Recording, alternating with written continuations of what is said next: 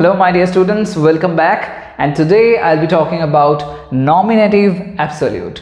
খুবই ইম্পর্ট্যান্ট একটা বলতে পারো গ্রামারের একটা ভাইটাল একটা সেকশন এই নমিনেটিভ অ্যাবসলিউট।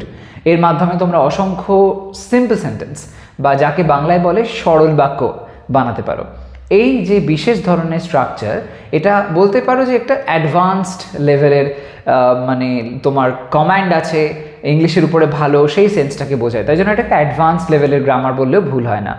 নমিনেটিভ অ্যাবসলিউটের মাধ্যমে আমরা এমন একটা বিশেষ ধরনের স্ট্রাকচার শিখি যেখানে সেন্টেন্সের মধ্যে এমন একটা পার্টিকুলার অংশ থাকে যে অংশটা অ্যাকচুয়ালি একটা বাড়তি অংশ হিসেবে কাজ করে, কিন্তু তা সত্ত্বেও ওভারঅল সেন্টেন্সটাকে একটা আলাদা জায়গায় নিয়ে যায়। এই যে বিশেষ স্ট্রাকচার, এটা যদি শিখে নিতে পারো, দেখবে যখন লিখছো না দারুণ স্মার্ট লাগবে। তো যাই হোক, এই নমিনেটিভ অ্যাবসলিউট নিয়ে অনেকের অনেক কনফিউশন থাকে। আমি এর আগে অবশ্যই এই নিয়ে অনেক ভিডিও করেছি, তাও আমি এই ভিডিওটার মাধ্যমে একদম সহজ সরলভাবে আমি এটাকে বুঝিয়ে দিচ্ছি। দেখো, নমিনেটিভ অ্যাবসলিউটের দুটো টার্ম আছে, একটা দেখতে পাচ্ছি নমিনেটিভ আর একটা হচ্ছে অ্যাবসলিউট। তো এই নমিনেটিভ শব্দটার অর্থটা তাহলে কি? নমিনেটিভ কথার যে অর্থ সেটা হলো নাউন, এক কথায় নাউন, বা এটা প্রোনাউনও হয়। নাউন বা প্রোনাউনকে নমিনেটিভ বলা হয়েছে। আর এখানে অ্যাবসলিউট মানে কি তাহলে? অ্যাবসলিউট মানে হলো ফ্রি। ফ্রি মানে যে কোনো কিছুর দ্বারা বাধাপ্রাপ্ত নয়, যে মুক্ত, কেউ ওকে ফোর্স করে দমিয়ে রাখতে পারবে না, একেবারে মুক্ত, কারোর উপরে ডিপেন্ড করে না, সে স্বাধীন, এরকম সেন্সে। ওকে, তো যেখানে এমন একটা বিশেষ পদ্ধতি যার মাধ্যমে সেন্টেন্সের সেই নাউন বা প্রোনাউনটিকে মুক্ত করে দেওয়া হয়, তার উপরে কোনো ভার থাকে না, এরকম ধরনের একটা প্রসেসকে বলা হয় নমিনেটিভ অ্যাবসলিউট। ওকে, তো এটা ঠিক কিভাবে হয় এবং কেনই বা হয়? নমিনেটিভ অ্যাবসলিউটের মাধ্যমে আমরা প্রধানত সেন্টেন্সে এক্সট্রা কোনো ইনফরমেশন দিয়ে থাকি। এটা যেহেতু সিম্পল সেন্টেন্সের স্ট্রাকচার, তাই জন্য সিম্পল সেন্টেন্সের রুল মেনে এটা যখন আমরা করি, তার মাধ্যমে কনজাংশনের ব্যবহারের কোনো আর প্রয়োজন পড়ে না। এটা একটা সুন্দরভাবে লাইনটাকে বানাতে পারে। তো এই ফরম্যাটটা কীভাবে হয়, একদম একটা সাধারণ স্ট্রাকচার তোমাদেরকে শো করছি, এটার মাধ্যমে দেখবে এই সংক্রান্ত কনফিউশন অনেকটা দূর হয়ে যাবে। স্ট্রাকচারটা লক্ষ্য করো, বলা হয়েছে সবার প্রথমে নাউন বা প্রোনাউন বসে, তারপরে আসে কি participle phrase. Participle phrase, phrase প্রধানত কাকে বলে?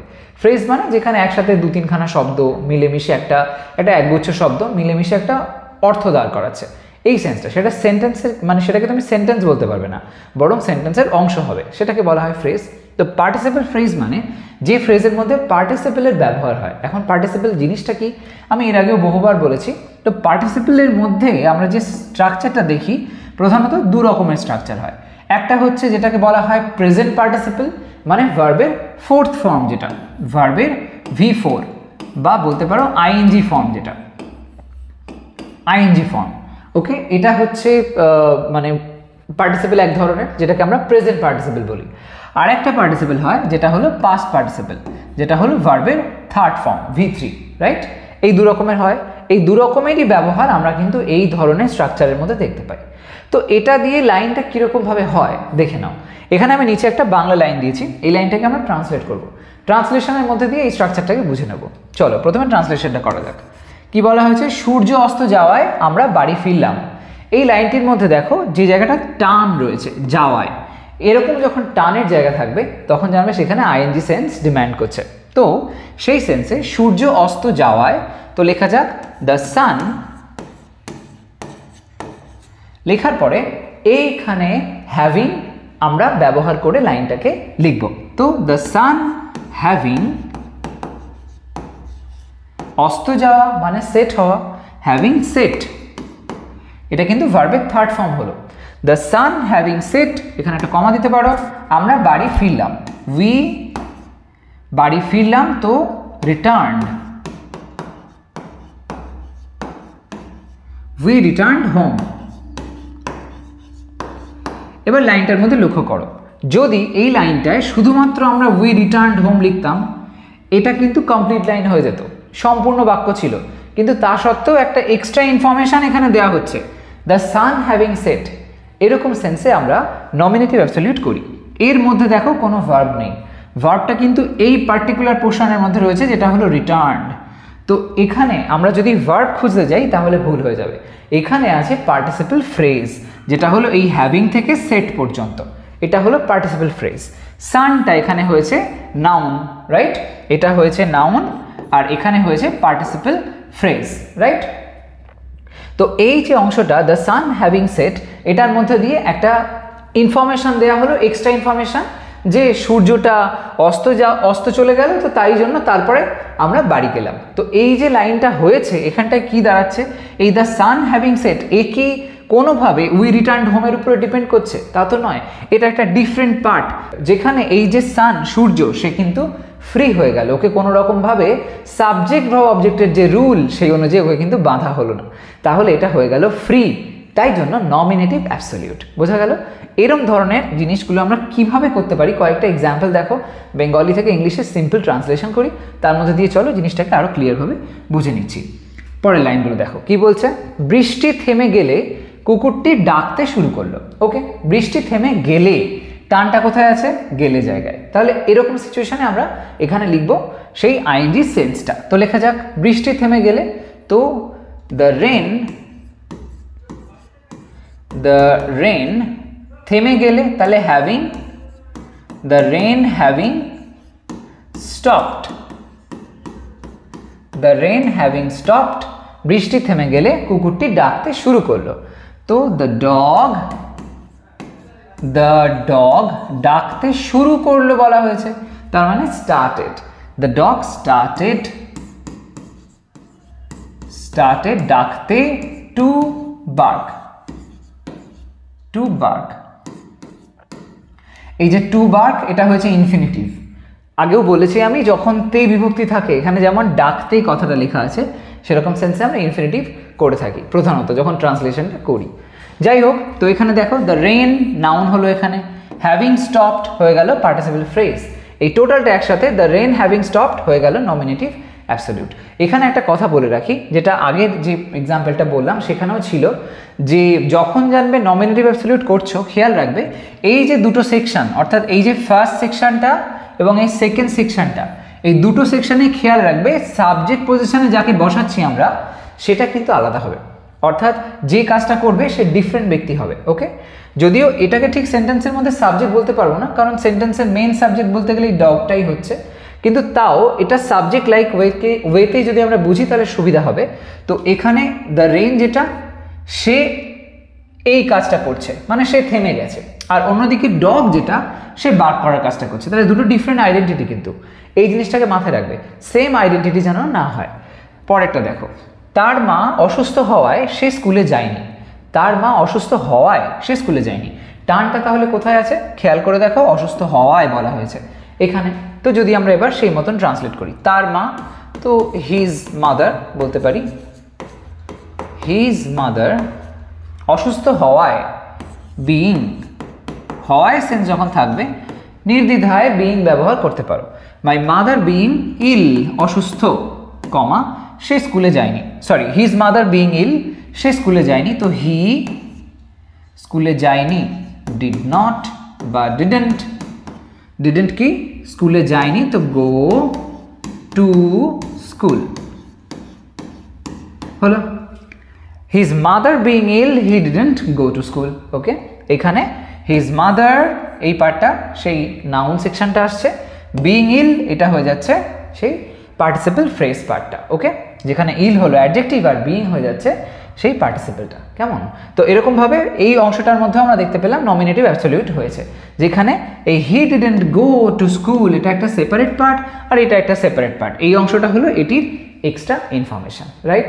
তারপরে দেখো, কাজ শেষ হলে সে বিশ্রাম নিল। কাজ শেষ হলে সে বিশ্রাম নিল, এখানে শেষ হলে বলা হয়েছে, তার মানে এই অংশটাতে আমরা চেঞ্জটা কিন্তু করব। তাহলে সেই অনুযায়ী যদি লিখি কাজ শেষ হলে, তাহলে দ্য ওয়ার্ক শেষ হলে, এরকম সেন্সে, কাজটা তো নিজে নিজে শেষ হয়নি, তো এখানে একটা প্যাসিভের সেন্স আছে। তোমরা হ্যাভিং বিন করে লিখতে পারো, বা অ্যাকচুয়ালি যদি আমি এটা বিইং করে করি তাহলে বেশি ভালো হয়। The work being finished, the work being finished এটাই বেটার সাউন্ড করছে, বিইং এর ব্যবহারটা এই ক্ষেত্রে। তো কাজ শেষ হলে the work being finished কি হলো? সে বিশ্রাম নিল, সেই সেন্সে হি বা শি যা হোক দাও, শি দিলাম, she took a rest, she took a rest হলো। এখানে শি টুক আ রেস্ট এই পার্টটা একটা সেপারেট অংশ, এটার সাথে এক্সট্রা পার্ট হয়ে গেল এই টোটাল পার্টটা, যেটা একটা নমিনেটিভ অ্যাবসলিউট, যার মধ্যে এই যে বিং ফিনিশড এই অংশটা হয়ে গেল পার্টিসিপল ফ্রেজ, আর এখানে ওয়ার্কটা নাউন হয়েছে। কেমন? তো এরকমভাবে আমরা নমিনেটিভ অ্যাবসলিউটকে করতে পারি। এইবার এই যে নমিনেটিভ অ্যাবসলিউট আমরা এখানে দেখতে পাচ্ছি, এর তাহলে ব্যবহারগুলো কোন কোন কারণে হয় সেটা এখানে বুঝে নাও। প্রধানত যদি আমরা এই জিনিসটা ব্যবহার করি, এটা কি করে না, ব্যাকগ্রাউন্ড ডিটেলস দেয়। ব্যাকগ্রাউন্ড ডিটেলস অর্থাৎ একটা কোনো পয়েন্ট বলা হয়েছিল, তার একটা অন্য কিছু অ্যাডিশনাল পার্ট বলা হচ্ছে তার সাথে যুক্ত, যেটা অতটা হয়তো মানে গুরুত্বপূর্ণ নয়, তবুও একটা এক্সট্রা ইনফরমেশান, সেটা আগের ঘটে যাওয়া কোনো বিষয় হতে পারে বা ওটার সাথে অ্যাসোসিয়েটেড কোনো একটা ম্যাটার হতে পারে। তো সেরকম সেন্সে ব্যাকগ্রাউন্ড ডিটেলস বা ইম্পর্টেন্ট ইনফরমেশান কিছু দেওয়ার জন্য অনেক সময় আমরা এই নমিনেটিভ অ্যাবসলিউটের ব্যবহার করে থাকি। তারপরে মোর অ্যাডভান্সড রাইটিং, যেটার কথা আমি আগেও বললাম, যে যখন তোমরা কিছু একটা একটু বেটারভাবে লিখতে চাইবে, সেক্ষেত্রে এই নমিনেটিভ অ্যাবসলিউট ইউজ করতে পারো।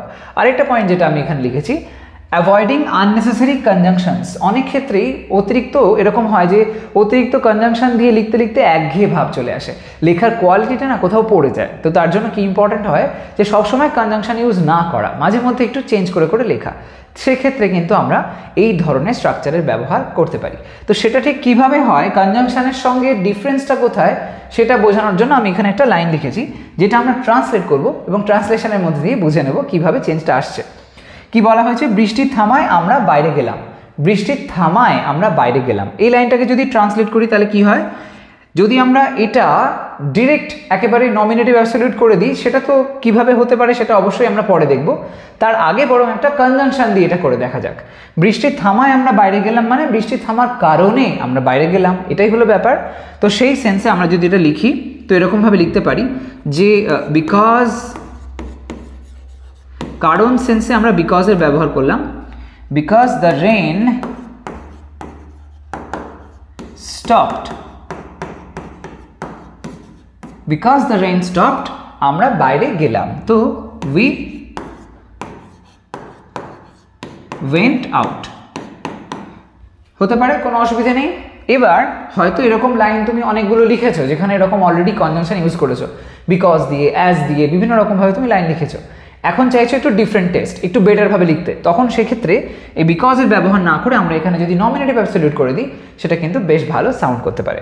তো সেই সেন্সে যদি আমরা এটা করি তাহলে কেমন হবে ওটা, নমিনেটিভ অ্যাবসলিউট করলে বিকজ দ্য রেন স্টপড, এই সেকশনটা আমরা এরকম ধরনেরই লাইন কিন্তু একটু আগে দেখেছিলাম, সেম টাইপের স্ট্রাকচার রেখেছি আমি যাতে করে বুঝতে সুবিধা হয়। তো বৃষ্টি থামায় এই যে সেন্সটা, এই অর্থে আমরা নমিনেটিভটাকে আনবো। তো সেই সেন্সে দ্য রেন, হয়তো আমার লেখার আগেই তোমরা করে ফেলেছো, দ্য রেন হ্যাভিং থামায়, তো সেই সেন্সে হ্যাভিং স্টপড আমরা বাইরে গেলাম। তারপরে এই যে অংশটা যেরকম আছে এক্স্যাক্টলি সেরকম, উই ওয়েন্ট আউট হয়ে গেল। তাহলে দেখতে পাচ্ছ স্ট্রাকচারগত দিক থেকে ডিফারেন্সটা কীরকম আসলো।